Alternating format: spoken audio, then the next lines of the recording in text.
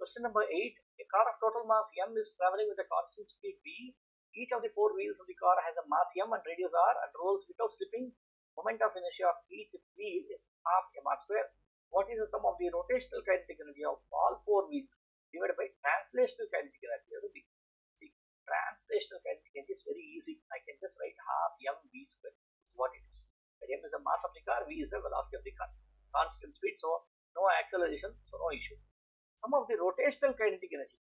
What is rotational kinetic energy of a wheel? Sorry, what is the rotational kinetic energy? Usually it is given by half I omega square. Now there are four wheels, so therefore each one of them will have half I omega square. I write this 4 times I omega square, half I omega square is nothing but the total rotational kinetic energy of the four wheels. Now this I value is already given here.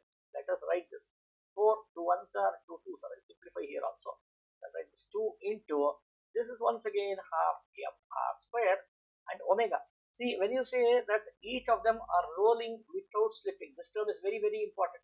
Okay, when you say something like this, immediately that should come to your mind saying that v is equal to r omega can be upright.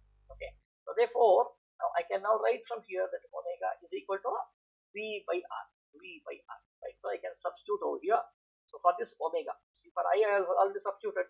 For omega square, as I take one more step also, I'll cancel these two also. I'll write mr square into v square divided by r. Now once again what happens? This r square goes away. I just get this as mv square. So what is this now? This is the numerator that we have got now. I take this value and substitute it over here. So mv square, this v square goes away, and this 2 comes upwards.